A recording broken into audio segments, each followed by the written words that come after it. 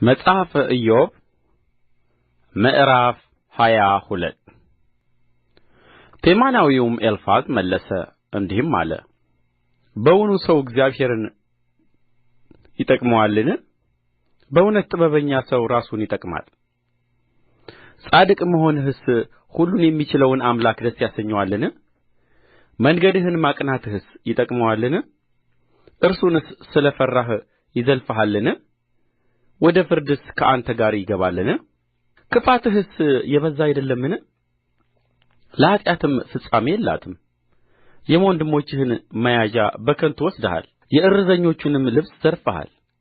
ለደካማ ውኃ አላጠጣህም፣ ለራብተኛም እንጀራ ከልክለሃል። በክንድ የበረታ ምድርን ገዛ፣ ከበርቴውም ሰው ተጠቀመበት።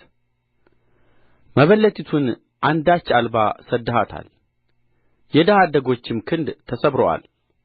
ስለዚህ አሽክላ ከብቦሃል፣ ድንገተኛ ፍርሃትም አናውጦሃል። እንዳታይ ብርሃን ጨለማ ሆነችብህ፣ የውኆችም ብዛት አሰጠመህ። እግዚአብሔር በሰማያት ከፍ ከፍ አይልምን? ከዋክብትም እንዴት ከፍ ከፍ እንዳሉ ተመልከት። አንተም እግዚአብሔር ምን ያውቃል? በድቅድቅ ጨለማ ውስጥ ሆኖ ሊፈርድ ይችላልን? እንዳያይ የጠቈረ ደመና ጋርዶታል፣ በሰማይ ክበብ ላይ ይራመዳል ብለሃል። በውኑ ኃጢአተኞች ሰዎች የረገጡአትን የዱሮይቱን መንገድ ትጠብቃለህን? ጊዜያቸው ሳይደርስ ተነጠቁ፣ መሠረታቸውም እንደ ፈሳሽ ውኃ ፈሰሰ። እግዚአብሔርንም ከእኛ ዘንድ ራቅ፣ ሁሉንም የሚችል አምላክ ምን ሊያደርግልን ይችላል አሉት። ነገር ግን ቤታቸውን በመልካም ነገር ሞላ፣ የኀጥኣን ምክር ከእኔ ዘንድ የራቀች ናት። ጻድቃን ያዩታል ደስም ይላቸዋል፣ ንጹሐንም በንቀት ይስቁባቸዋል። በእውነት ሀብታቸው ጠፋ፣ የቀረውንም እሳት በላች። አሁንም ከእርሱ ጋር ተስማማ፣ ሰላምም ይኑርህ፣ በዚያም በጎነትን ታገኛለህ። ከአፉም ሕጉን ተቀበል፣ በልብህም ቃሉን አኑር። ሁሉን ወደሚችል አምላክ ብትመለስ ብትዋረድም ኃጢአትህንም ከድንኳንህ ብታርቅ፣ የወርቅን ዕቃ በአፈር ውስጥ የኦፊርንም ወርቅ በጅረት ድንጋይ መካከል ብትጥል፣ ሁሉን የሚችል አምላክ ወርቅና የሚብለጨለጭ ብር ይሆንልሃል። የዚያን ጊዜ ሁሉን በሚችል አምላክ ደስ ይልሃል። ፊትህንም ወደ እግዚአብሔር ታነሣለህ፣ ወደ እርሱም ትጸልያለህ፣ እርሱም ይሰማሃል። ስእለትህንም ትሰጣለህ፣ ነገርንም ትመክራለህ፣ እርሱም ያሳካልሃል። ብርሃንህም በመንገድ ላይ ይበራል። ቢያዋርዱህ አንተ ከፍ ከፍ ትላለህ፣ ትሑቱንም ሰው ያድነዋል፣ ንጹሑን ሰው ያድነዋል። በእጅህም ንጽሕና ትድናለህ። መጽሐፈ ኢዮብ ምዕራፍ 23 ኢዮብም መለሰ እንዲህም አለ። ዛሬም ደግሞ የኀዘን እንጕርጕሮዬ ገና መራራ ነው፣ እጁ በልቅሶ ጩኸቴ ላይ ከብዳለች። እርሱን ወዴት እንዳገኘው ምነው ባወቅሁ! ወደ ተቀመጠበት ስፍራ ምነው በደረስሁ! በፊቱ ሙግቴን አዘጋጅ ነበር፣ አፌንም በማስረጃ እሞላው ነበር። የሚመልስልኝም ቃል ምን እንደ ሆነ አውቅ ነበር፣ የሚለኝንም አስተውል ነበር። በኃይሉ ብዛት ከእኔ ጋር ይምዋገት ነበርን? እንኳን ያደምጠኝ ነበር። ቅን ሰው ከእርሱ ጋር በዚያ ይከራከር ነበር። እኔም ከፈራጄ ለዘላለም እድን ነበር። እነሆ ወደ ፊት እሄዳለሁ፣ እርሱም የለም፣ ወደ ኋላም እሄዳለሁ፣ እኔም አላስተውለውም። ወደሚሠራበት ወደ ግራ ብሄድ አልመለከተውም፣ በቀኜም ይሰወራል፣ አላየውምም። የምሄድበትን መንገድ ያውቃል። ከፈተነኝም በኋላ እንደ ወርቅ እወጣለሁ። እግሬ ወደ እርምጃው ተጣብቆአል፣ መንገዱንም ጠብቄአለሁ፣ ፈቀቅም አላልሁም። ከከንፈሩም ትእዛዝ አልተመለስሁም። የአፉን ቃል በልቤ ሰውሬአለሁ። እርሱ ግን ብቻውን ነው፣ እርሱንስ የሚመስለው ማን ነው? ነፍሱም የወደደችውን ያደርጋል፣ በእኔ ላይ የተወሰነውን ይፈጽማል። እንደዚህም ያለ ብዙ ነገር በእርሱ ዘንድ አለ። ስለዚህ በፊቱ ደነገጥሁ፣ ባሰብሁም ጊዜ ከእርሱ ፈራሁ። እግዚአብሔር ልቤን አባብቶታልና ሁሉንም የሚችል አምላክ አስደንግጦኛል። ከጨለማው የተነሣ ድቅድቁም ጨለማ ፊቴን ከመክደኑ የተነሣ አልደነገጥሁም። መጽሐፈ ኢዮብ ምዕራፍ 24 ሁሉን ከሚችል አምላክ ዘንድ ዘመናት አልተሰወረምና እርሱን የሚያውቁ ለምን ወራቱን አያዩም? የድንበሩን ምልክት የሚያፈርሱ አሉ፣ መንጋዎቹን በዝብዘው ያሰማራሉ። የድሀ አደጎቹን አህያ ይነዳሉ፣ የመበለቲቱን በሬ ስለ መያዣ ይወስዳሉ። ድሆቹን ከመንገድ ያወጣሉ፣ የምድርም ችግረኞች ሁሉ ይሸሸጋሉ። እነሆ በምድረ በዳ እንዳሉ እንደ ሜዳ አህዮች መብልን ፈልገው ወደ ሥራቸው ይወጣሉ። ምድረ በዳውም ለልጆቻቸው መብልን ይሰጣቸዋል። እነዚያ በእርሻ ውስጥ እህላቸውን ያጭዳሉ፣ የበደለኛውንም ወይን ይቃርማሉ። ራቁታቸውን ያለ ልብስ ያድራሉ፣ በብርድ ጊዜ መጐናጸፊያ የላቸውም። ከተራሮች በሚወርድ ዝናብ ይረጥባሉ፣ መጠጊያም አጥተው ቋጥኙን ያቅፋሉ። ድሀ አደጉን ልጅ ከጡት የሚነጥሉ አሉ፣ ከችግረኛውም መያዣ ይወስዳሉ። ያለ ልብስ ራቁታቸውን ይሄዳሉ፣ ተርበውም ነዶዎችን ይሸከማሉ። በእነዚህ ሰዎች አጥር ውስጥ ዘይት ያደርጋሉ፣ ወይንም ይጠምቃሉ፣ ነገር ግን ይጠማሉ። ከከተማውና ከገዛ ቤቶቻቸው ይባረራሉ፣ የልጆችም ነፍስ ለእርዳታ ትጮኻለች። እግዚአብሔር ግን ስንፍናቸውን አይመለከትም። እነዚህ በብርሃን ላይ የሚያምፁ ናቸው፣ መንገዱን አያውቁም፣ በጎዳናውም አይጸኑም። ነፍሰ ገዳዩም ሳይነጋ ማልዶ ይነሣል፣ ችግረኞችንና ድሆችን ይገድላል፣ በሌሊትም እንደ ሌባ ነው። የአመንዝራም ዓይን ድንግዝግዝታን ይጠብቃል፣ የማንም ዓይን አያየኝም ይላል፣ ፊቱንም ይሸፍናል። ቤቶቹን በጨለማ ይነድላሉ፣ በቀን ይሸሸጋሉ፣ ብርሃንም አያውቁም። የጥዋት ብርሃን ለእነርሱ ሁሉ እንደ ሞት ጥላ ነው፣ የሞትን ጥላ ድንጋጤ ያውቃሉና። እነርሱ በውኃ ፊት ላይ በርረው ያልፋሉ፣ እድል ፈንታቸውም በምድር ላይ የተረገመች ናት። ወደ ወይኑ ቦታ መንገድ አይዞሩም። ድርቅና ሙቀት የአመዳዩን ውኃ ያጠፋሉ። እንዲሁ ሲኦል በደለኞችን ታጠፋለች፣ ማኅፀን ትረሳዋለች፣ ትልም በደስታ ይጠባዋል፣ ዳግመኛም አይታሰብም። ክፋትም እንደ ዛፍ ይሰበራል፣ የማትወልደውን መካኒቱን ይበድላታል። ለመበለቲቱም በጎነት አያደርግም፣ ነገር ግን በኃይሉ ኃያላንን ይስባል። እርሱም በተነሣ ጊዜ ሰው በሕይወቱ አይታመንም። እግዚአብሔር በደኅና አኑሮአቸዋል፣ በዚያም ይታመናሉ። ዓይኖቹ ግን በመንገዳቸው ላይ ናቸው። ጥቂት ጊዜ ከፍ ከፍ ይላሉ፣ ይሄዳሉ፣ ይጠወልጋሉም፣ እንደ ሌሎች ሁሉ ይከማቻሉ፣ እንደ እሸትም ራስ ይቈረጣሉ። እንዲህስ ባይሆን ሐሰተኛ የሚያደርገኝ ነገሬንስ እንደ ምናምን የሚያደርገው ማን ነው? መጽሐፈ ኢዮብ ምዕራፍ 25 ሹሐዊውም በልዳዶስ መለሰ እንዲህም አለ። ገዢነትና መፈራት በእርሱ ዘንድ ናቸው፣ በከፍታውም ሰላም አድራጊ ነው። በውኑ ለሠራዊቶች ቍጥር አላቸውን? ብርሃኑስ የማይወጣው በማን ላይ ነው? ሰውስ በእግዚአብሔር ፊት ጻድቅ ይሆን ዘንድ ከሴትስ የተወለደ ንጹሕ ይሆን ዘንድ እንዴት ይችላል? እነሆ ጨረቃ እንኳን ብሩህ አይደለም፣ ከዋክብትም በፊቱ ንጹሕ አይደሉም። ይልቁንስ ብስብስ የሆነ ሰው ትልም የሆነ የሰው ልጅ ምንኛ ያንስ! መጽሐፈ ኢዮብ ምዕራፍ 26 ኢዮብም መለሰ እንዲህም አለ። ኃይል የሌለውን ምንኛ ረዳኸው! ብርታት የሌለውን ክንድ ምንኛ አዳንኸው! ጥበብስ የሌለውን ምንኛ መከርኸው! ብዙ እውቀትንስ ምንኛ ገለጥህለት! ይህንስ ቃል በማን እርዳታ ተናገርህ? የማንስ መንፈስ ከአንተ ዘንድ ወጣ? ሙታን ሰዎች ከውኆች በታች በውኆች ውስጥ ከሚኖሩ በታች ይንቀጠቀጣሉ። ሲኦል በፊቱ ራቁትዋን ናት፣ ለጥፋትም መጋረጃ የለውም። ሰሜንን በባዶ ስፍራ ላይ ይዘረጋል፣ ምድሪቱንም በታችዋ አንዳች አልባ ያንጠለጥላል። ውኆችን በደመናዎች ውስጥ ይሠራል፣ ደመናይቱም ከታች አልተቀደደችም። የዙፋኑን ፊት ይከድናል፣ ደመናውንም ይዘረጋበታል። ብርሃንና ጨለማ እስከሚለያዩበት ዳርቻ ድረስ በውኆች ፊት ላይ ድንበርን አደረገ። የሰማይ አዕማድ ይንቀጠቀጣሉ፣ ከተግሣጹም የተነሣ ይደነግጣሉ። በኃይሉ ባሕርን ጸጥ ያደርጋል፣ በማስተዋሉም ረዓብን ይመታል።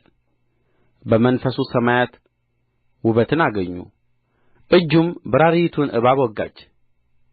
እነሆ ይህ የመንገዱ ዳርቻ ብቻ ነው፣ ይህም የሰማነው ነገር ምንኛ ጥቂት ነው! የኃይሉንስ ነጐድጓድ ያስተውል ዘንድ ማን ይችላል?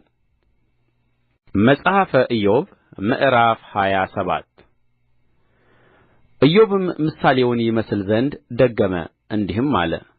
ፍርዴን ያስወገደ ሕያው እግዚአብሔርን፣ ነፍሴንም መራራ ያደረገ ሁሉን የሚችል ሕያው አምላክን፣ እስትንፋሴ በእኔ ውስጥ የእግዚአብሔርም መንፈስ በአፍንጫዬ ውስጥ ገና ሳለ ከንፈሬ ኃጢአትን አትናገርም፣ አንደበቴም ሽንገላን አያወጣም። እናንተን ማጽደቅ ከእኔ ዘንድ ይራቅ፣ እስክሞት ድረስ ፍጹምነቴን ከእኔ አላርቅም። ጽድቄን እይዛለሁ እርሱንም አልተውም። ከቀኖቼም ሁሉ ስለ አንዱ ልቤ አይዘልፈኝም። ጠላቴ እንደ በደለኛ በእኔ ላይም የሚነሣ እንደ ኃጢአተኛ ይሁን። እግዚአብሔር ባጠፋውና ነፍሱን በለየ ጊዜ የዝንጉ ሰው ተስፋው ምንድር ነው? በውኑ መከራ በመጣበት ጊዜ እግዚአብሔር ጩኸቱን ይሰማልን? ሁሉን በሚችል አምላክ ደስ ይለዋልን? እግዚአብሔርንስ ሁልጊዜ ይጠራልን? እኔ ስለ እግዚአብሔር እጅ አስተምራችኋለሁ፣ ሁሉን በሚችል አምላክ ዘንድ ያለውን አልሸሽግም። እነሆ ሁላችሁ አይታችኋል፣ ስለ ምን ከንቱ ሆናችሁ? ይህች ከእግዚአብሔር ዘንድ የበደለኛ እድል ፈንታ፣ ግፈኛም ሁሉን ከሚችል አምላክ ዘንድ የሚቀበላት ርስት ናት። ልጆቹ ቢበዙ ለሰይፍ ይሆናሉ፣ ዘሩም እንጀራን አይጠግብም። ለእርሱም የቀሩት በቸነፈር ይቀበራሉ፣ መበለቶቻቸውም አያለቅሱም። እርሱ ብርን እንደ አፈር ቢከምር፣ ልብስንም እንደ ጭቃ ቢያዘጋጅ፣ እርሱ ያዘጋጀው ይሆናል፣ ነገር ግን ጻድቅ ይለብሰዋል። ብሩንም ንጹሐን ይከፋፈሉታል። የሚሠራው ቤት እንደ ሸረሪት ድር ይሠራል፣ ጠባቂም እንደሚሠራው ጎጆ ነው። ባለጠጋ ሆኖ ይተኛል፣ ዳግመኛም አይተኛም። ዓይኑን ይከፍታል፣ እርሱም የለም። ድንጋጤ እንደ ጐርፍ ታገኘዋለች፣ በሌሊትም ዐውሎ ነፋስ ትነጥቀዋለች። የምሥራቅ ነፋስ ያነሣዋል፣ እርሱም የሚሄድ ከቦታውም ይጠርገዋል። እርሱ ይጥልበታል አይራራለትም፣ ከእጁም ፈጥኖ መሸሽ ይወድዳል። ሰው በእጁ ያጨበጭብበታል፣ ከስፍራውም በፉጨት ያስወጡታል። መጽሐፈ ኢዮብ ምዕራፍ 28 በእውነት ብር የሚወጣበት ወርቅም የሚነጠርበት ስፍራ አለ። ብረት ከመሬት ውስጥ ይወሰዳል፣ መዳብ ከድንጋይ ይቀለጣል። ሰው ለጨለማ ፍጻሜን ያደርጋል፣ የጨለማውንና የሞት ጥላን ድንጋይ እስከ ወሰኑ ድረስ ይፈላለጋል። ሰው ከሚኖርበት ርቀው መውረጃ ይቈፍራሉ፣ ከሰውም እግር ተረሱ። ከሰዎችም ርቀው እየተንጠለጠሉ ይወዛወዛሉ። እንጀራ ከምድር ውስጥ ይወጣል፣ በእሳትም እንደሚሆን ታችኛው ይገለበጣል። ድንጋይዋ የሰንፔር ስፍራ ነው፣ የወርቅም ድቃቂ አለው። መንገድዋን ጭልፊት አያውቀውም፣ የአሞራም ዓይን አይለየውም። የትዕቢት ልጆች አልረገጡአትም፣ ደቦል አንበሳ አላለፈባትም። ሰው ወደ ቡላድ ድንጋይ እጁን ይዘረጋል፣ ተራራውንም ከመሠረቱ ይገለብጣል። ከድንጋይ ውስጥ ማንዶልዶያ ይወቅራል፣ ዓይኑም ዕንቍን ሁሉ ታያለች። ፈሳሹም እንዳይንጠባጠብ ይገድባል። የተሰወረውንም ነገር ወደ ብርሃን ያወጣል። ነገር ግን ጥበብ የምትገኘው ወዴት ነው? የማስተዋልስ ስፍራ ወዴት ነው? ሰው መንገድዋን አያውቅም፣ በሕያዋን ምድር አትገኝም። ቀላይ በእኔ ውስጥ የለችም ይላል፣ ባሕርም በእኔ ዘንድ የለችም ይላል። በምዝምዝ ወርቅ አትገኝም፣ ብርም ስለ ዋጋዋ አይመዘንም። በኦፊር ወርቅ በከበረም መረግድና በሰንፔር አትገመትም። ወርቅና ብርጭቆ አይወዳደሩአትም፣ በጥሩ ወርቅም ዕቃ አትለወጥም። ስለ ዛጐልና ስለ አልማዝ አይነገርም። የጥበብ ዋጋ ከቀይ ዕንቍ ይልቅ ይበልጣል። የኢትዮጵያ ቶጳዝዮን አይተካከላትም፣ በጥሩም ወርቅ አትገመትም። እንግዲያሳ ጥበብ ከወዴት ትመጣለች? የማስተዋልስ ስፍራ ወዴት ነው? ከሕያዋን ሁሉ ዓይን ተሰውራለች፣ ከሰማይ ወፎች ተሸሽጋለች። ጥፋትና ሞት ወሬዋን በጆሮቻችን ሰማን ብለዋል። እግዚአብሔር መንገድዋን ያስተውላል፣ እርሱም ስፍራዋን ያውቃል። እርሱም የምድርን ዳርቻ ይመለከታል፣ ከሰማይ በታች ያለውን ሁሉ ያያል።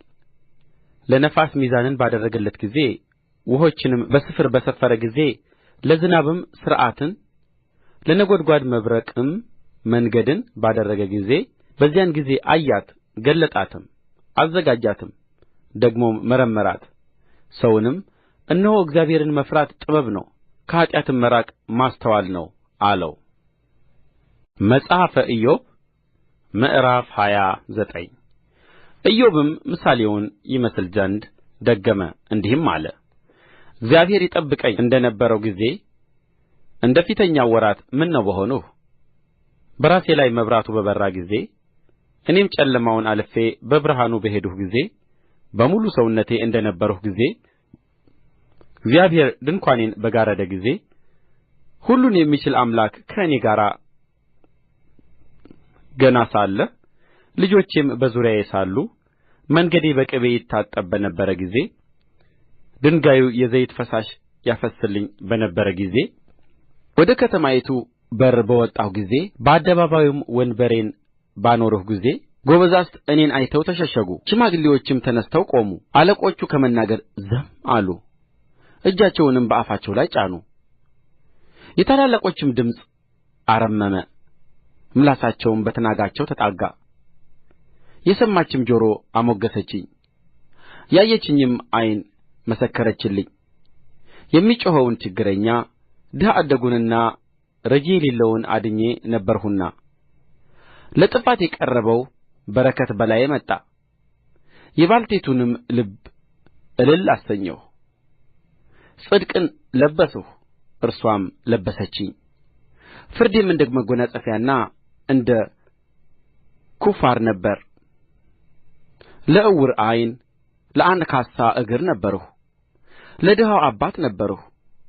የማላውቀውንም ሰው ሙግት መረመርሁ፣ የኃጢአተኛውን መንጋጋ ሰበርሁ፣ የነጠቀውንም ከጥርሱ ውስጥ አስጣልሁ። እኔም አልሁ፣ በልጆቼ መካከል እሞታለሁ፣ ዕድሜዬንም እንደ አሸዋ አበዛለሁ። ሥሬ በውኃ ላይ ተዘርግቶአል፣ ጠልም በቅርንጫፌ ላይ ያድራል። ክብሬ በእኔ ዘንድ ታድሶአል፣ ቀስቴም በእጄ ውስጥ ለምልሞአል። ሰዎች እኔን ሰምተው በትዕግሥት ተጠባበቁ፣ ምክሬንም ለማድመጥ ዝም አሉ።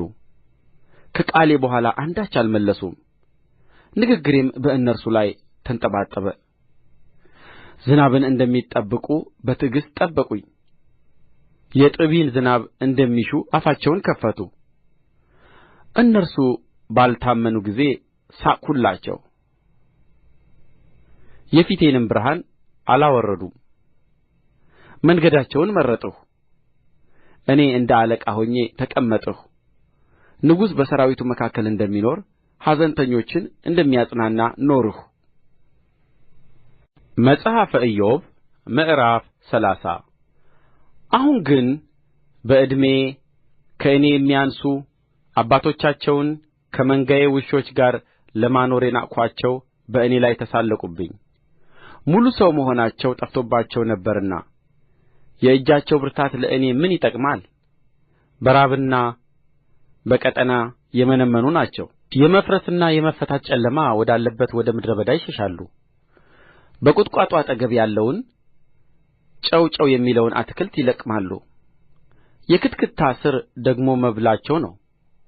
ከሰዎች ተለይተው ተሰደዱ። በሌባ ላይ እንደሚጮኽ ይጮኹባቸዋል። በሸለቆ ፈረፈርና በምድረ ጕድጓድ በድንጋይም ዋሻ ውስጥ ይኖራሉ።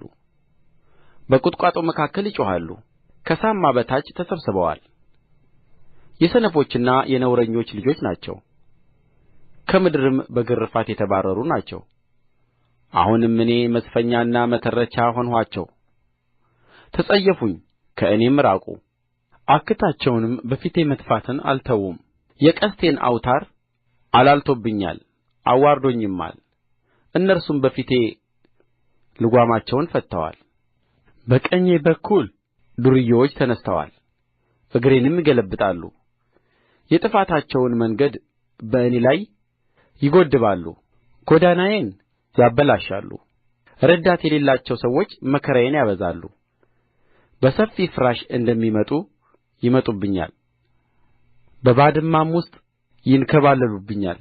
ድንጋጤ በላዬ ተመለሰችብኝ፣ ክብሬንም እንደ ነፋስ ያሳድዱአታል። ደኅንነቴም እንደ ደመና አልፋለች። አሁንም ነፍሴ በውስጤ ፈሰሰች፣ የመከራም ዘመን ያዘችኝ። በሌሊት አጥንቴ በደዌ ተነደለች፣ ጅማቶቼም አያርፉም። ከታላቁ ደዌ ኃይል የተነሣ ልብሴ ተበላሸች፣ እንደ ቀሚስ ክሳድ አነቀችኝ። እርሱ በጭቃ ውስጥ ጣለኝ፣ አፈርና አመድም መሰልሁ።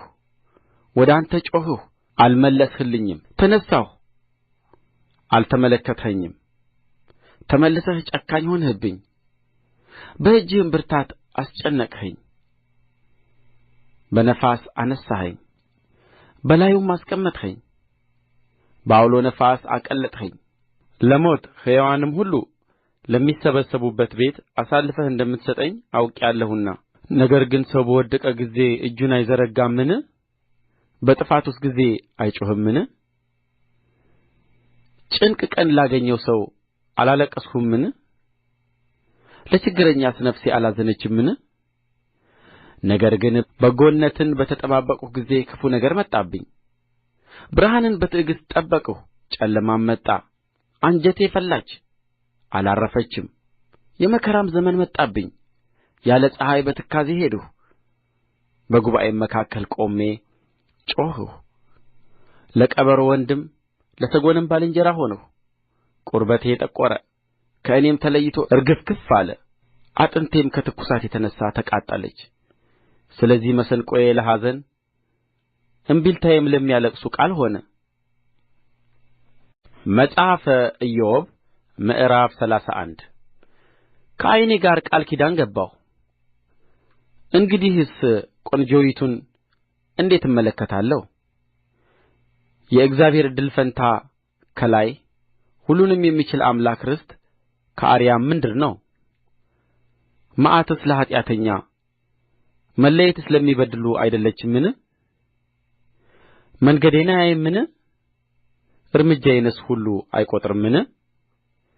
በእውነተኛ ሚዛን ልመዘን፣ እግዚአብሔርም ቅንነቴን ይወቅ። በሐሰት ሄጄ እንደ ሆነ እግሬም ለሽንገላ ችኰላ እንደ ሆነ እርምጃዬ ከመንገድ ፈቀቅ ብሎ ልቤም ዓይኔን ተከትሎ ነውርም ከእጄ ጋር ተጣብቆ እንደ ሆነ እኔ ልዝራ፣ ሌላ ሰውም ይብላው፣ የሚበቅለውም ሁሉ ይነቀል። ልቤ ወደ ሌላይቱ ሴት ጐምጅቶ እንደ ሆነ በባልንጀራዬም ደጅ አድብቼ እንደ ሆነ ሚስቴ ለሌላ ሰው ትፍጭ፣ ሌሎችም በእርስዋ ላይ ይጐንበሱ። ይህ ክፉ አበሳ ፈራጆችም የሚቀጡበት በደል ነውና፣ ይህ እስከ ጥፋት ድረስ የሚበላ እሳት ቡቃያዬንም ሁሉ የሚነቅል ነውና። ወንድ ባሪያዬ ወይም ሴት ባሪያዬ ከእኔ ጋር በተምዋገቱ ጊዜ ሙግታቸውን ንቄ እንደ ሆነ እግዚአብሔር በተነሣ ጊዜ ምን አደርጋለሁ? በጐበኘኝ ጊዜ ምን እመልስለታለሁ? እኔን ማኅፀን የፈጠረ እርሱንስ የፈጠረው አይደለምን? በማኅፀንስ ውስጥ የሠራን አንድ አይደለምን? ድሀውን ከልመናው ከልክዬ የመበለቲቱን ዓይን አጨልሜ እንደ ሆነ እንጀራዬን ለብቻዬ በልቼ እንደ ሆነ ድሀ አደጉም ደግሞ ከእርሱ ሳይበላ ቀርቶ እንደ ሆነ እርሱንስ ግን ከታናሽነቴ ጀምሬ እንደ አባቱ ከእኔ ጋር አሳድጌው ነበር። እርስዋንም ከእናቴ ማኅፀን ጀምሬ መራኋት። ራቁቱን የሆነውን ሰው ሲጠፋ ወይም ድሀ ያለ ልብስ ሲሆን አይቼ እንደ ሆነ ጎንና ጎኑ ያልባረከችኝ በበጎቼም ጠጕር ያልሞቀ እንደሆነ በበሩ ረዳት ስላየሁ በድሀ አደጉ ላይ እጄን አንሥቼ እንደሆነ ትከሻዬ ከመሠረትዋ ትውደቅ፣ ክንዴም ከመገናኛዋ ትሰበር። የእግዚአብሔር መዓት አስደንግጦኛልና በክብሩም ፊት ምንም ለማድረግ አልቻልሁም። ወርቅን ተስፋ አድርጌ ጥሩውንም ወርቅ በአንተ እታመናለሁ ብዬ እንደሆነ ሀብቴ ስለ በዛ እጄም ብዙ ስላገኘች ደስ ብሎኝ እንደሆነ ፀሐይ ሲበራ ጨረቃም በክብር ስትሄድ አይቼ ልቤም በስውር ተታልሎ አፌም እጄን ስሞ እንደሆነ ልዑል እግዚአብሔርን በካድሁ ነበርና ይህ ደግሞ ፈራጆች የሚቀጡበት በደል በሆነ ነበር። በሚጠላኝ መጥፋት ደስ ብሎኝ ክፉ ነገርም ባገኘሁ ጊዜ ሐሤትን አድርጌ እንደሆነ ነገር ግን በመርገም ነፍሱን በመሻት አንደበቴን ኃጢአት ይሠራ ዘንድ አልሰጠሁም። በድንኳኔ የሚኖሩ ሰዎች በከብቱ ሥጋ ያልጠገበ ማን ይገኛል ብለው እንደሆነ መጻተኛው ግን በሜዳ አያድርም ነበር። ደጄንም ለመንገደኛ እከፍት ነበር። በደሌንም በብብቴ በመሸሸግ ኃጢአቴን እንደ ሰው ሰውሬ እንደሆነ ከሕዝብ ብዛት ፈርቼ የዘመዶቼም ንቀት አስደንግጦኝ ዝም ብዬ ከደጅ ያልወጣሁ እንደሆነ የሚያደምጠኝ ምነው በኖረልኝ። እነሆ የእጄ ምልክት ሁሉን የሚችል አምላክ ይመልስልኝ። ከባላጋራዬ የተጻፈው የክስ ጽሑፍ ምነው በተገኘልኝ። በትከሻዬ ላይ እሸከመው አክሊልም አድርጌ በራሴ አስረው ነበር። የእርምጃዬን ቍጥር አስታውቀው እንደ አለቃም ሆኜ እቀርብለት ነበር። እርሻዬ በእኔ ላይ ጮኻ እንደሆነ ትልሞችዋም በአንድ ላይ አልቅሰው እንደሆነ ፍሬዋን ያለ ዋጋ በልቼ የባለቤቶችንም ነፍስ አሳዝኜ እንደሆነ በስንዴ ፋንታ አሜከላ በገብስም ፋንታ ኵርንችት ይውጣብኝ። የኢዮብ ቃል ተፈጸመ። መጽሐፈ ኢዮብ ምዕራፍ 32 ኢዮብም ራሱን ጻድቅ አድርጎ ነበርና እነዚያ ሦስቱ ሰዎች መመለስን ተዉ። ከራም ወገን የሆነ የቡዛዊው የባርክኤል ልጅ የኤሊሁ ቍጣ ነደደ። ከእግዚአብሔር ይልቅ ራሱን ጻድቅ አድርጎ ነበርና ኢዮብን ተቈጣው። ደግሞም በኢዮብ ፈረዱበት እንጂ የሚገባ መልስ ስላላገኙ በሦስቱ ባልንጀሮቹ ላይ ተቈጣ። ኤሊሁ ግን ከእርሱ ይልቅ ሽማግሌዎች ነበሩና ከኢዮብ ጋር መናገርን ጠብቆ ነበር። ኤሊሁም በእነዚህ በሦስቱ ሰዎች አፍ መልስ እንደሌለ ባየ ጊዜ ቍጣው ነደደ።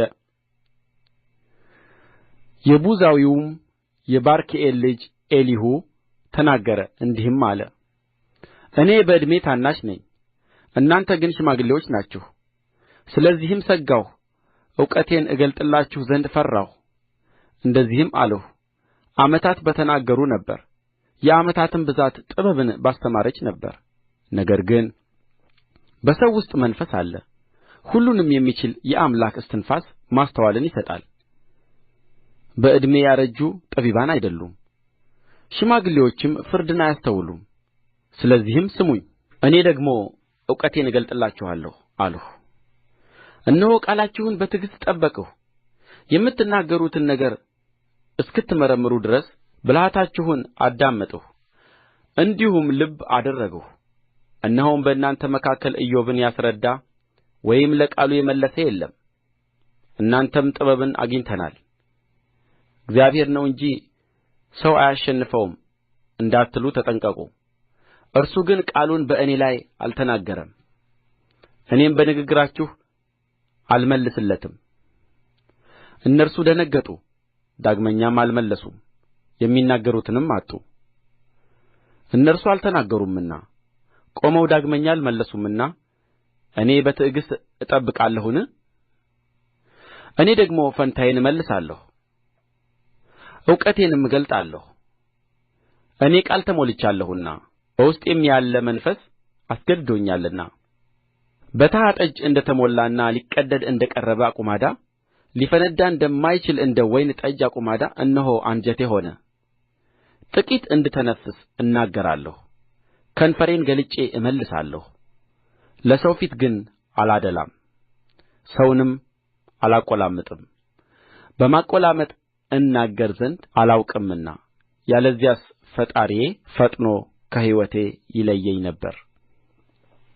መጽሐፈ ኢዮብ ምዕራፍ 33 ነገር ግን ኢዮብ ሆይ ንግግሬን እንድትሰማ ቃሌንም ሁሉ እንድታደምጥ እለምንሃለሁ።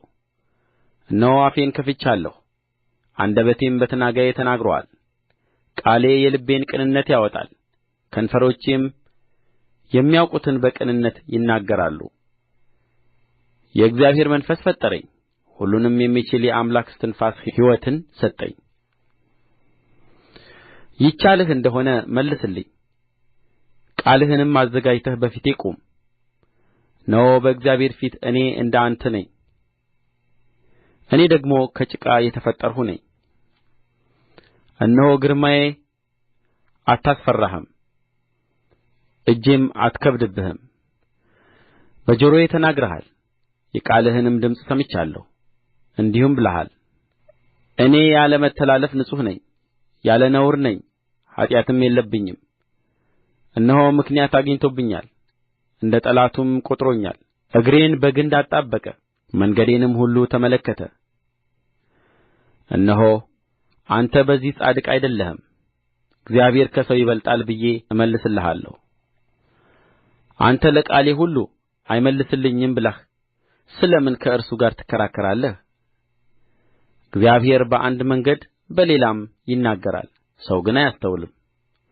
በሕልም በሌሊት ራእይ አፍላ እንቅልፍ በሰዎች ላይ ሲወድቅ በአልጋ ላይ ተኝተው ሳሉ በዚያን ጊዜ የሰዎችን ጆሮ ይከፍታል፣ በተግሣጹም ያስደነግጣቸዋል። ሰውን ከክፉ ሥራው ይመልሰው ዘንድ ከሰው ትዕቢትን ይሰውር ዘንድ ነፍሱን ከጕድጓድ በሰይፍም እንዳይጠፋ ሕይወቱን ይጠብቃል። ደግሞ በአልጋ ላይ በደዌ ይገሥጸዋል፣ አጥንቱንም ሁሉ ያደነዝዛል።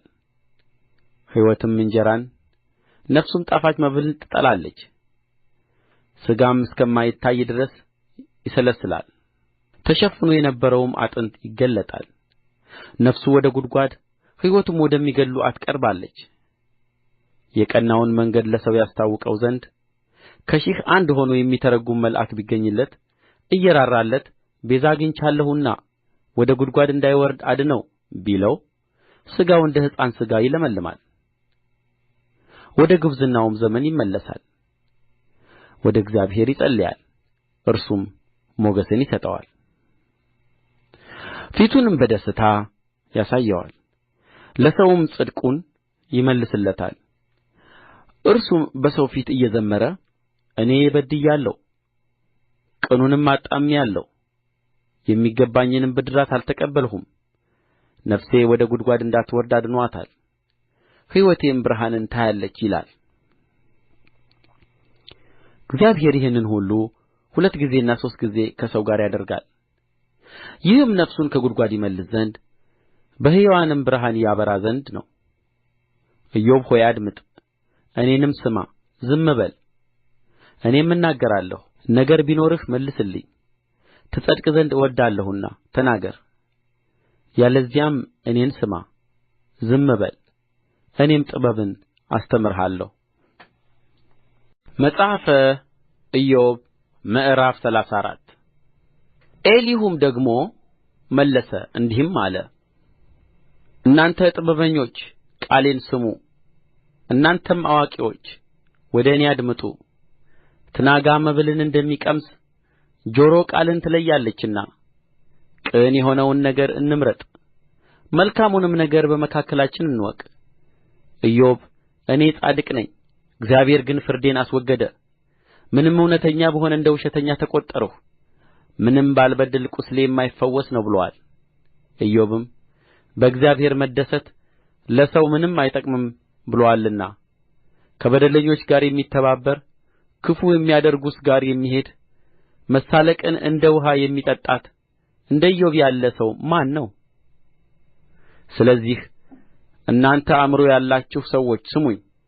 ክፋትን ያደርግ ዘንድ ከእግዚአብሔር በደልንም ይሠራ ዘንድ ሁሉን ከሚችል አምላክ ይራቅ። ለሰው ሥራውን ይመልስለታል፣ ሰውም እንደ መንገዱ ያገኝ ዘንድ ያደርጋል። በእውነት እግዚአብሔር ክፉ አይሠራም። ሁሉንም የሚችል አምላክ ፍርድን ጠማማ አያደርግም። ምድርን አደራ የሰጠው ማን ነው? ዓለምንስ ሁሉ በእርሱ ላይ ያኖረ ማን ነው? እርሱ ልቡን ወደ ራሱ ቢመልስ መንፈሱንና እስትንፋሱን ወደ ራሱ ቢሰበስብ ሥጋ ለባሽ ሁሉ በአንድነት ይጠፋል፣ ሰውም ወደ አፈር ይመለሳል። አስተዋይ ብትሆን ይህን ስማ፣ የንግግሬን ቃል አድምጥ። በውኑ ጽድቅን የሚጠላ ይሠለጥናልን? ጻድቅና ኃያል የሆነውስ በደለኛ ታደርገዋለህን? ማንም ሰው ንጉሡን በደለኛ ነህ፣ መኳንንቱንም ክፉዎች ናችሁ ይላልን? እነርሱ ሁሉ የእጁ ሥራ ናቸውና በአለቆች ፊት አያደላም። ባለጠጋውንም ሰው ከድሀው ይበልጥ አይመለከትም። እነርሱ በመንፈቀ ሌሊት በድንገት ይሞታሉ። ሕዝቡ ተንቀጥቅጦ ያልፋል፣ ኃያላንም ያለ እጅ ይነጠቃሉ። ዓይኖቹ በሰው መንገድ ላይ ናቸው፣ እርምጃውንም ሁሉ ያያል። ኃጢአትን የሚሠሩ ይሰወሩበት ዘንድ ጨለማ ወይም የሞት ጥላ የለም። ሰው በእግዚአብሔር ፊት ለመፈራረድ እንዲመጣ ጊዜ አይወሰንለትም። ታላላቆችን ያለ ምርመራ ይሰባብራል፣ በእነርሱም ፋንታ ሌሎችን ያቆማል። ሥራቸውን ያውቃል፣ እንዲደቁም በሌሊት ይገለባብጣቸዋል። ሰዎች እያዩ እንደ ክፉዎች ይመታቸዋል። የድሀውን ልቅሶ ወደ እርሱ ያደርሱ ዘንድ እርሱም የችግረኛውን ድምፅ ይሰማ ዘንድ እርሱን ከመከተል ፈቀቅ ብለዋልና ከመንገዱም ሁሉ አንዱን አልተመለከቱምና። በሕዝብ ወይም በሰው ዘንድ ቢሆን እርሱ ቢያሳርፍ የሚፈርድ ማን ነው? ፊቱን ቢሰውር የሚያየው ማን ነው? ይህም ዝንጉ ሰው እንዳይነግሥ ሕዝቡንም የሚያጠምድ እንዳይኖር ነው። እግዚአብሔርን እኔ ሳልበድል ቅጣት ተቀበልሁ፣ የማላየውን ነገር አንተ አስተምረኝ፣ ኃጢአትንም ሠርቼ እንደ ሆነ ደግሜ አልሠራም የሚለው ማን ነው? በውኑ አንተ ጥለኸዋልና ፍዳው አንተ እንደምትወድደው ይሆናልን? አንተ ትመርጣለህ እንጂ እኔ አይደለሁም። ስለዚህ የምታውቀውን ተናገር። የሚሰሙኝ ጥበበኞች ሁሉ አስተዋዮችም እንዲህ ይሉኛል፣ ኢዮብ ያለ እውቀት ተናግሮአል፣ ቃሉም በአእምሮ አይደለችም። ኢዮብ እስከ ፍጻሜ ድረስ ምነው በተፈተነ ኖሮ! እርሱ እንደ ክፉዎች መልሶአልና በኃጢአቱም ላይ ዓመፅን ጨምሮአልና በእኛም መካከል በእጁ ያጨበጭባልና ቃልን በእግዚአብሔር ላይ ያበዛልና። መጽሐፈ ኢዮብ ምዕራፍ 35 ኤሊሁም ደግሞ መለሰ እንዲህም አለ፣ ይህ ጽድቅ እንደ ሆነ ታስባለህን? ወይስ በእግዚአብሔር ፊት እኔ ጻድቅ ነኝ ትላለህን? አንተ ምን ጥቅም አለህ? ኃጢአት ሠርቼ ከማገኘው ይልቅ ኃጢአት ባልሠራ ኖሮ ምን እጠቀማለሁ ብለህ ጠይቀሃልና እኔ ለአንተና ከአንተ ጋር ላሉ ለባልንጀሮችህ እመልሳለሁ። ዓይኖችህን ወደ ሰማይ አቅንተህ እይ፣ ከአንተም ከፍ ከፍ ያሉትን ደመናትን ተመልከት። ኃጢአት ብትሠራ ምን ትጐዳዋለህ? መተላለፍህስ ቢበዛ ምን ታደርገዋለህ? ጻድቅስ ብትሆን ምን ትሰጠዋለህ? ወይስ ከእጅህ ምንን ይቀበላል? እንደ አንተ ያለውን ሰው ክፋትህ ይጐዳዋል፣ ለሰውም ልጅ ጽድቅህ ይጠቅመዋል። ከግፍ ብዛት የተነሣ ሰዎች ይጮኻሉ፣ ከኃያላንም ክንድ የተነሣ ለእርዳታ ይጠራሉ።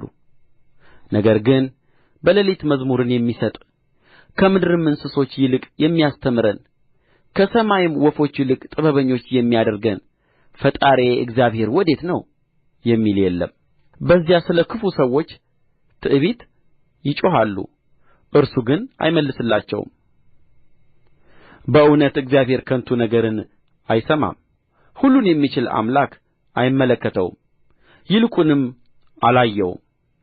ነገሩ በእርሱ ፊት ነው፣ እኔም እጠብቀዋለሁ ስትል አሁን ግን በቍጣው አልጐበኘምና በኃጢአት እጅግ አያስብም ትላለህ። ስለዚህ ኢዮብ አፉን በከንቱ ይከፍታል፣ ያለ እውቀትም ቃሉን ያበዛል። መጽሐፈ ኢዮብ ምዕራፍ 36 ኤሊሁም ደግሞ መለሰ እንዲህም አለ፣ ገና ስለ እግዚአብሔር የሚነገር አለኝና ጥቂት ቆየኝ፣ እኔም አስታውቅሃለሁ።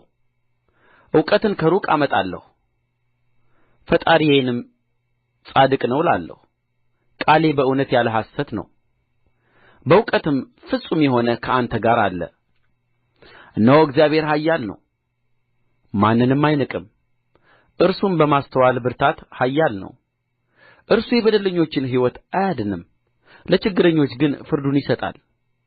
ዓይኑን ከጻድቃን ላይ አያርቅም፣ ለዘላለምም ከነገሥታት ጋር በዙፋን ላይ ያስቀምጣቸዋል። እነርሱም ከፍ ከፍ ይላሉ፣ በሰንሰለት ቢታሰሩ ወይም በችግር ገመድ ቢጠመዱ ሥራቸውንና መተላለፋቸውን በትዕቢትም እንዳደረጉ ይነግራቸዋል። ጆሮአቸውን ለተግሣጽ ይከፍተዋል፣ ከኃጢአትም ይመለሱ ዘንድ ያዝዛቸዋል። ቢሰሙ ቢያገለግሉትም ዕድሜያቸውን በልማት ዘመናቸውንም በተድላ ይፈጽማሉ። ባይሰሙ ግን በሰይፍ ይጠፋሉ፣ ያለ እውቀትም ይሞታሉ። ዝንጉዎች ግን ቍጣን ያዘጋጃሉ፣ እርሱም ባሰራቸው ጊዜ አይጮኹም።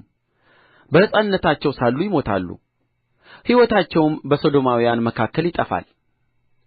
የተቸገረውን በችግሩ ያድነዋል፣ በመከራም ጆሮአቸውን ይገልጣል።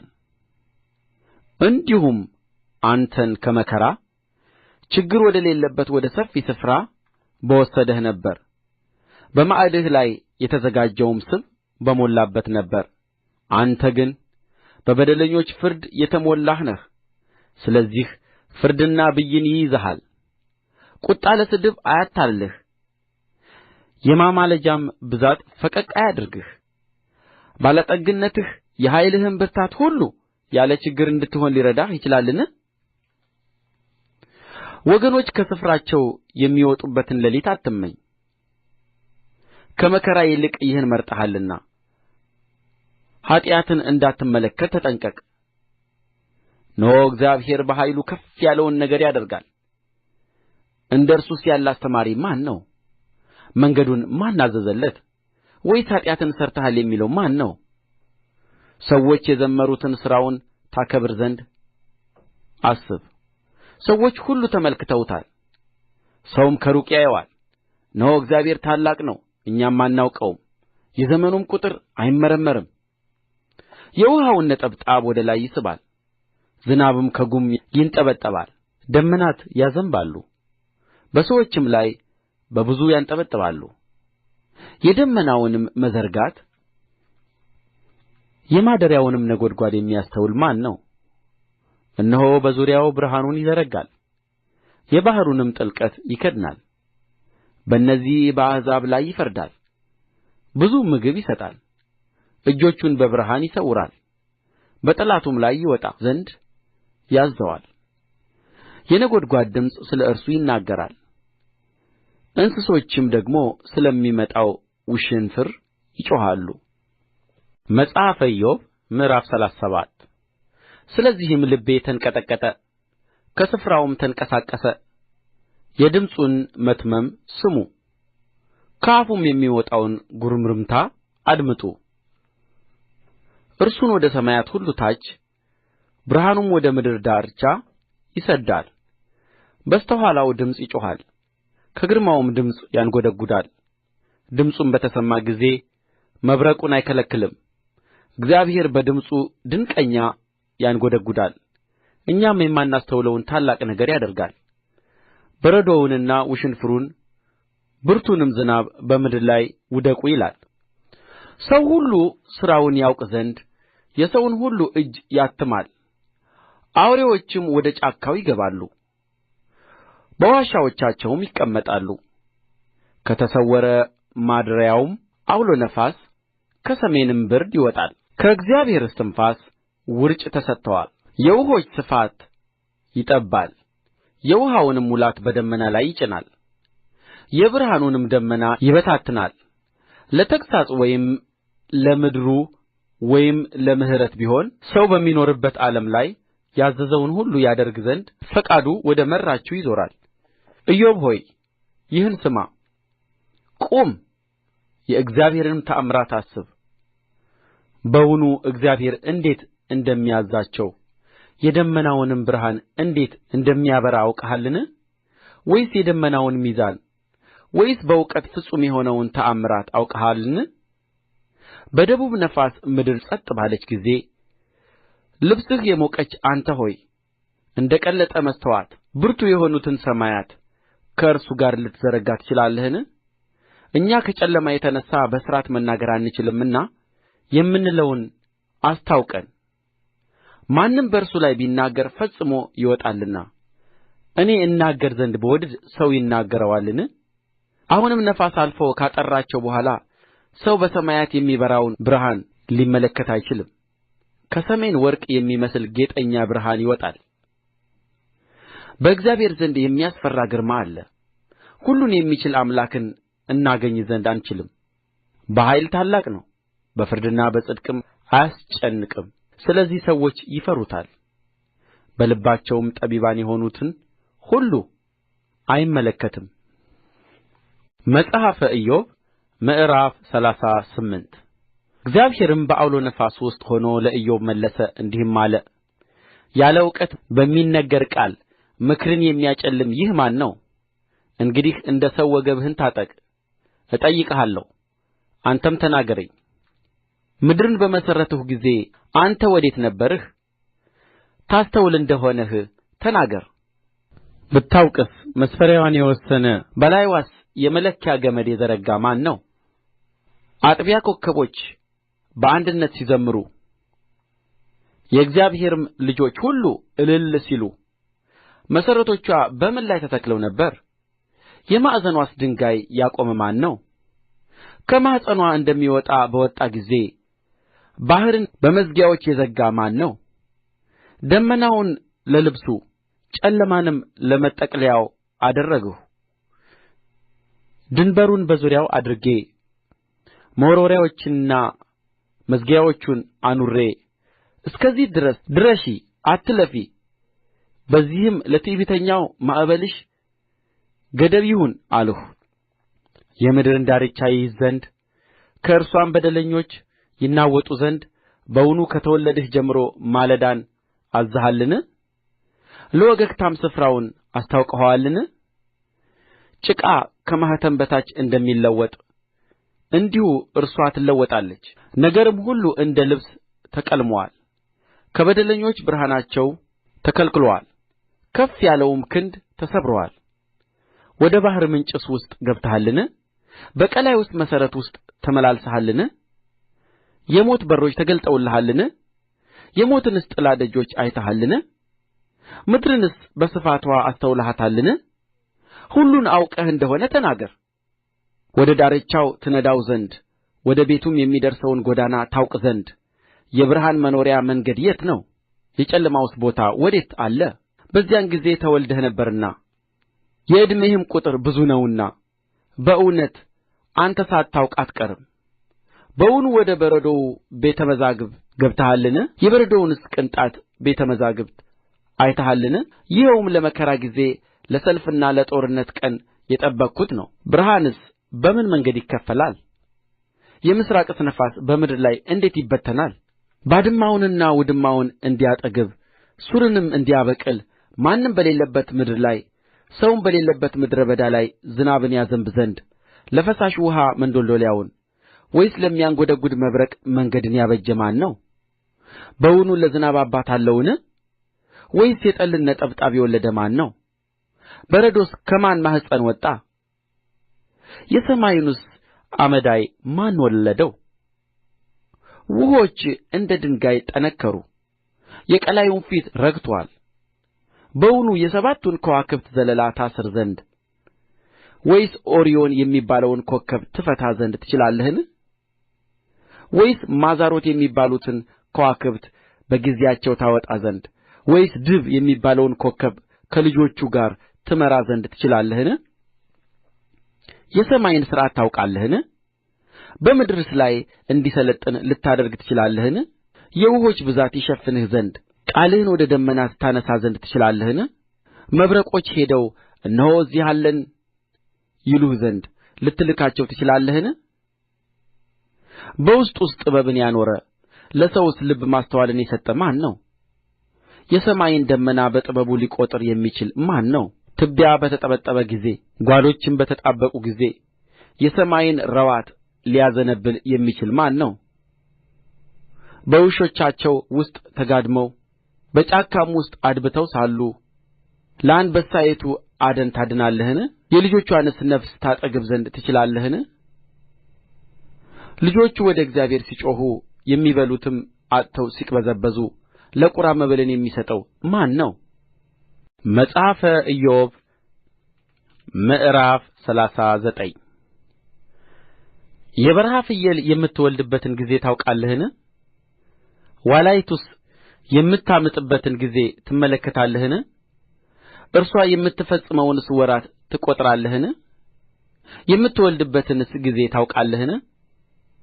ይንበረከካሉ፣ ልጆቻቸውንም ይወልዳሉ፣ ከምጣቸውም ያርፋሉ።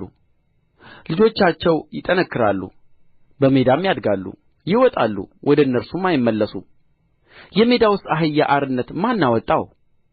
የበረሃውንስ አህያ ከእስራቱ ማን ፈታው? በረሃውን ለእርሱ ቤት አድርጌ ሰጠሁት፣ መኖሪያውም በጨው ምድር ነው። በከተማ ውካታ ይዘብታል፣ የነጂውን ጩኸት አይሰማም። ተራራውን እንደ መሰምርያው ይመለከተዋል፣ ለምለሙን ሁሉ ይፈልጋል።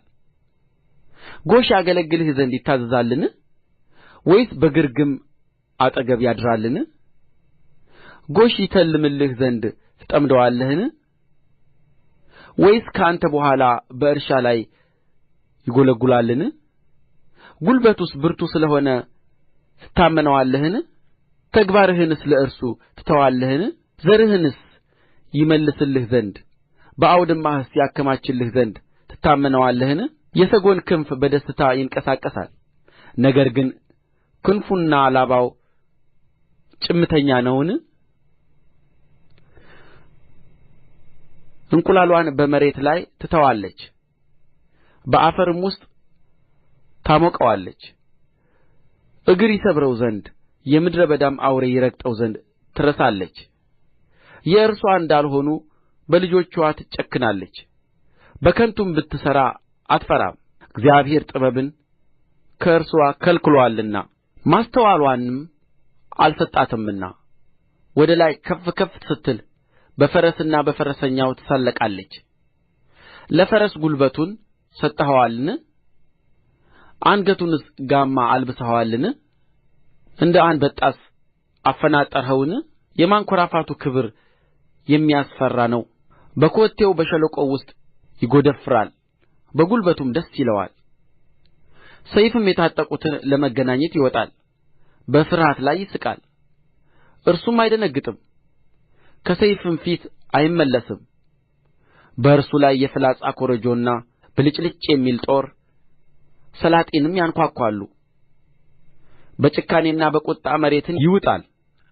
የመለከትም ድምፅ ቢሰማ አይቆምም። የመለከትም ድምፅ ሲሰማ እሰይ ይላል። ከሩቅ ሆኖ ሰልፍን፣ የአለቆቹን ጩኸት፣ የሠራዊቱንም ውካታ ይሻታል። በውኑ ከጥበብህ የተነሣ ጭልፊት ያንዣብባልን? ወይስ ክንፎቹን ወደ ደቡብ ይዘረጋልን? በአፍህ ትእዛዝ ንስር ከፍ ከፍ ይላልን? ቤቱንስ በአርያም ላይ ያደርጋልን? በገደል ላይ ያኖራል፣ በገደሉ ገመገምና በጥጉ ያድራል። በዚያም ሆኖ የሚነጥቀውን ይጐበኛል። ዓይኑም በሩቅ ትመለከታለች፣ ጫጩቶቹም ደም ይጠጣሉ። በድን ባለበት ስፍራ እርሱ በዚያ አለ። መጽሐፈ ኢዮብ ምዕራፍ 40 እግዚአብሔርም መለሰ፣ ኢዮብንም እንዲህ አለው፣ በውኑ የሚከራከር ሰው ሁሉን ከሚችል አምላክ ጋር ይከራከራልን? ከእግዚአብሔር ጋር የሚዋቀስ እርሱ ይመልስለት። ኢዮብም መለሰ፣ እግዚአብሔርንም እንዲህ አለው፣ እነሆ እኔ ወራዳ ሰው ነኝ። የምመልስልህ ምንድር ነው? እጄን በአፌ ላይ እጭናለሁ። አንድ ጊዜ ተናገርሁ አልመልስምም፣ ሁለተኛ ጊዜም ከእንግዲህ ወዲህ አልናገርም። እግዚአብሔርም በዐውሎ ነፋስ ውስጥ ሆኖ ለኢዮብ መለሰ፣ እንዲህም አለ፣ እንግዲህ እንደ ወንድ ወገብህን ታጠቅ፣ እጠይቅሃለሁ፣ አንተም ተናገረኝ። በውኑ ፍርዴን ታፈርሳለህን? አንተስ ጻድቅ ትሆን ዘንድ በእኔ ትፈርዳለህን? እንደ እግዚአብሔር ክንድ ያለ ክንድ አለህን? ወይስ እንደ እርሱ ባለ ድምፅ ታንጐደጕዳለህን? በታላቅነትና በልዕልና ተላበስ፣ በክብርና በግርማም ተጐናጸፍ። የቍጣህን ፈሳሽ አፍስስ፣ ትዕቢተኛውንም ሁሉ ተመልክተህ አዋርደው። ትዕቢተኛውንም ሁሉ ተመልከት፣ ዝቅ ዝቅም አድርገው። በደለኞችንም ወዲያውኑ እርገጣቸው፣ በአፈር ውስጥ በአንድነት ሰውራቸው፣ በተሸሸገም ስፍራ ፊታቸውን ሸፍን። በዚያን ጊዜም ቀኝ እጅህ ታድንህ ዘንድ እንድትችል እኔ ደግሞ እመሰክርልሃለሁ። ከአንተ ጋር የሠራሁትን ጉማሬ እስኪ ተመልከት። እንደ በሬ ሣር ይበላል። እነሆ ብርታቱ በወገቡ ውስጥ ነው፣ ኃይሉም በሆዱ ጅማት ውስጥ ነው። ጅራቱንም እንደ ጥድ ዛፍ ያወዛውዛል። የወርቹ ጅማት የተጐነጐነ ነው፣ አጥንቱ እንደ ናስ አገዳ ነው። አካላቱ እንደ ብረት ዘንጎች ናቸው። እርሱ የእግዚአብሔር ፍጥረት አውራ ነው። ሠሪውም ሰይፍን ሰጠው። የሜዳ እንስሶች ሁሉ የሚጫወቱበት ተራራ ምግብን ያበቅልለታል። ጥላ ካለው ዛፍ በታች በደንገልና በረግረግ ውስጥ ይተኛል። ጥላ ያለው ዛፍ በጥላው ይሰውረዋል። የወንዝ አኻያ ዛፎች ይከብቡታል። እነሆ ወንዝ ቢጐርፍ አይደነግጥም፣ ዮርዳኖስም እስከ አፉ ድረስ ቢፈስስ እርሱ ይተማመናል። ዓይኖቹ እያዩ ይያዛልን? አፍንጫውስ በወጥመድ ይበሳልን? በውኑ አዞውን በመቃጥን ታወጣለህን? ምላሱንስ በገመድ ታስረዋለህን? ወይስ ስናጋ በአፍንጫው ታደርጋለህን? ወይስ በችንካር ጕንጩን ትበሳዋለህን? በውኑ ወደ አንተ እጅግ ይለምናልን? በጣፈጠስ ቃል ይናገርሃልን? በውኑ ከአንተ ጋር ቃል ኪዳን ይገባልን? ወይስ ለዘላለም ባሪያ ታደርገዋለህን? ከወፍ ጋር እንደምትጫወት ከእርሱ ጋር ትጫወታለህን? ወይስ ለሴት ባሪያዎችህ ታስረዋለህን? አጥማጆች በእርሱ ይከራከራሉን? ወይስ ነጋዴዎች ያካፍሉታልን? በውኑ ቁርበቱን በጭሬ ራሱንስ በዓሣ ጦር ትሞላዋለህን? እጅህን በላዩ ጫን፣ ሰልፉን አስብ፣ እንግዲህም አትድገም። መጽሐፈ ኢዮብ ምዕራፍ 41 እነሆ ተስፋው ከንቱ ነው፣ ያየው ሁሉ ስንኳ በፊቱ ይዋረዳል። ያንቀሳቅሰውም ዘንድ የሚደፍር የለም። እንግዲህ በፊቴ መቆም የሚችል ማን ነው? እመልስለትስ ዘንድ መጀመሪያ የሰጠኝ ማን ነው? ከሰማይ ሁሉ በታች ያለው ገንዘቤ ነው። ስለ አካላቱና ስለ ብርቱ ኃይሉ ስለ መልካም ሰውነቱ ዝም አልልም። የውጭ ልብሱን ማን ይገፍፋል? በጥንድ መንጋጋውስ ውስጥ ማን ይገባል? የፊቱንስ ደጆች የሚከፍት ማን ነው? በጥርሶቹ ዙሪያ ግርማ አለ። ቅርፊቶቹ ጠንካራ ስለ ሆኑ እርሱ ትዕቢተኛ ነው። በጠባብ ማተሚያ እንደ ታተሙ ናቸው፣ እርስ በርሳቸው የተቀራረቡ ናቸውና ነፋስ በመካከላቸው መግባት አይችልም። እርስ በርሳቸው የተገጣጠሙ ናቸው፣ እስከማይለያዩም ድረስ ተያይዘዋል። እንጥሽታው ብልጭታ ያወጣል፣ ዓይኖቹም እንደ ወገግታ ናቸው። ከአፉ ፋናዎች ይወጣሉ፣ የእሳቱም ፍንጣሪ ይረጫል። እንደ ፈላ ድስትና እንደሚቃጠል ሸምበቆ ከአፍንጫው ጢስ ይወጣል። እስትንፋሱ ከሰልን ታቃጥላለች፣ ነበልባልም ከአፉ ይወጣል። በአንገቱ ኃይል ታድራለች፣ ግርማ በፊቱ ይዘፍናል። የሥጋውም ቅርፊት የተጣበቀ ነው፣ እስከማይንቀሳቀሱም ድረስ በእርሱ ላይ ጸንተዋል። ልቡ እንደ ድንጋይ የደነደነ ነው፣ እንደ ወፍጮ ድንጋይ የጸና ነው። በተነሣ ጊዜ ኃያላን ይፈራሉ፣ ከድንጋጤም የተነሣ ያብዳሉ። ሰይፍና ጦር ፍላጻና መውጊያም ቢያገኙት አያሸንፉትም። ብረትን እንደ ገለባ ናስንም እንደ ነቀዘ እንጨት ይቈጥራቸዋል። ፍላጻ ሊያባርረው አይችልም። የወንጭፍም ድንጋዮች እንደ ገለባ ይሆኑለታል። በሎታውን እንደ ገለባ ይቈጥረዋል። ሰላጢኑም ሲሰበቅ ይስቃል። ታቹ እንደ ስለታም ገል ነው፣ እንደ መዳመጫም በጭቃ ላይ ያልፋል። ቀላዩን እንደ ድስት ያፈላዋል፣ ባሕሩንም እንደ ሽቱ ምንቸት ያደርገዋል። በስተ ኋላው ብሩህ መንገድ ያበራል፣ ቀላዩም ሽበት ይመስላል። ያለ ፍርሃት የተፈጠረ እንደ እርሱ ያለ በምድር ላይ የለም። ከፍ ያለውን ሁሉ ይመለከታል፣ በትዕቢተኞችም ሁሉ ላይ ንጉሥ ነው